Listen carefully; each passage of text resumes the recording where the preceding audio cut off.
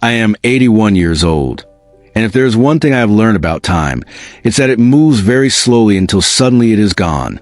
I see many of you planning your retirement as if you have an eternity to settle your affairs.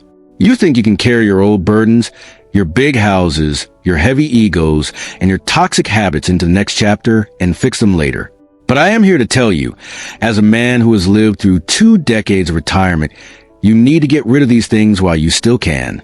Once the door of retirement closes, the weight you chose to keep will become the anchor that sinks your peace. If you don't lighten your load now, you won't be retired. You'll just be retired in a different, much more expensive chair. The first thing you must get rid of, while you still have the physical energy to do it, is the identity attached to your large family home. We spend decades building a fortress, working long hours to afford extra rooms and a big yard. But eventually, the house stops being a sanctuary and starts becoming a landlord. I've seen too many men in their 70s and 80s spending precious weekends fixing gutters and mowing lawns for rooms no one has slept in for years. They stay because of memories. But your family isn't the walls, it's the people. Carrying the maintenance, taxes, and constant upkeep of a house that no longer fits your life drains your vitality. You are trading your limited time to maintain a museum of your past. Downsize your space while you still have the strength to pack the boxes. Reduce your overhead today so you can increase your freedom tomorrow. The second thing to eliminate is the burden of financial parasites. This is hard to hear, especially for fathers and grandfathers, but it is vital. You must let go of the expectation that you are a permanent bailout for adult children or friends who refuse to learn discipline. When you were working, you had a faucet of income. In retirement, that faucet becomes a reservoir, a finite supply. If people keep dipping their buckets into your reservoir without a plan, you will spend your final decade's anxiety. You are not being a good man by sacrificing your own security to fund someone else's irresponsibility. Set boundaries now while you still have leverage. If you don't cut the cord before you stop working, you will spend your later years worrying about someone else's bills instead of enjoying the silence you earned. The third thing you need to release is the addiction to being busy. In the professional world, busyness is worn like a badge of honor. But when the paycheck stops, that constant need to be occupied becomes a psychological trap. I've seen men retire on Friday, and by Monday schedule every hour with meaningless errands just to avoid the silence. They are terrified of being unproductive, but you already gave 40 years of your life to someone else's productivity. Why continue the cycle? I have learned that one of life's greatest luxuries is doing absolutely nothing and feeling no guilt about it. Let go of the hustle mindset. Learn to sit still.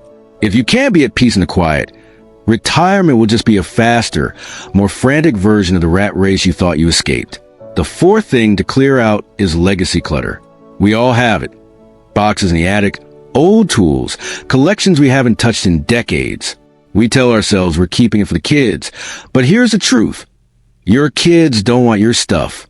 They don't want your old encyclopedias or heavy furniture. When you keep clutter, you aren't leaving a legacy. You're leaving a chore. You're forcing your children to clean up the mess you refuse to deal with. Donate it, sell it, or throw it away while you still have mobility to do it. There is deep freedom in owning only what fits your current life. The fifth thing to get rid of is toxic social obligations. By the time you reach your 60s, you've accumulated social debt. Relationships maintained out of habit or duty. Neighbors you've outgrown. Old coworkers who only complain. Relatives who drain your spirit. Your energy is your most valuable currency now. Why spend it on people who leave you feeling empty? Guard your social circle carefully. You don't have time for relationships that feel like a second job. Choose people who make you laugh, who look forward, and who challenge you to stay sharp. The sixth thing to eliminate is irrational fixed income fear. Many people retire with a scarcity mindset. They are so afraid of running out of money that they stop living, they stop traveling, eating well, and enjoying small pleasures. This isn't about being reckless. It's about balance. You work for decades so you wouldn't have to live like a struggling student forever. If you plan, well, trust the plan. Don't be the richest person in the graveyard who never took the trip he dreamed of because he was always worried about what if. Wisdom is knowing how to save, but also knowing when it's time to spend on what truly matters. The seventh thing to release is unresolved grudges. Retirement gives you time, And if your mind is filled with old resentments toward an ex-spouse, former boss, or sibling, those thoughts will poison your peace. Grudges are like drinking poison and waiting for the other person to die. Forgive, not because they deserve it, but because you deserve freedom. Bitterness accelerates aging and makes you miserable to be around. Let go while you still can. The 8th thing to shed is a luxury car ego. We often use vehicles and possessions to signal status. But in retirement, who are you trying to impress? Carrying high car payments or expensive maintenance costs just to preserve an image is foolish. Trade prestige for peace. Nobody cares what you drive when you're 75. They care whether you're dependable, kind, and present when it matters. The 9th thing to eliminate is decisional fatigue. During your career, you made thousands of decisions every week. It's exhausting. Before you retire, simplify your life. Streamline your wardrobe, your meals, your bills. Automate what you can. The less mental energy you waste on trivial choices, the more you have for what truly matters. Learning, connected with family, and pursuing passions. The 10th and final thing you must get rid of is the myth of someday. For decades, you said, I'll do that when I retire.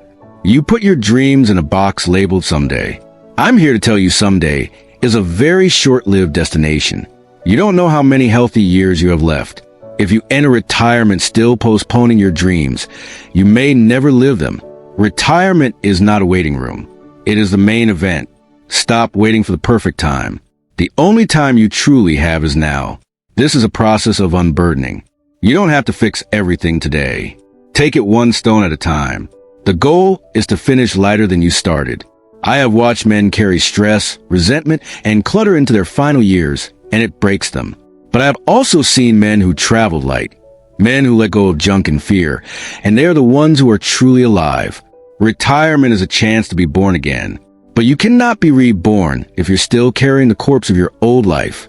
Lighten your load. Clear your attic.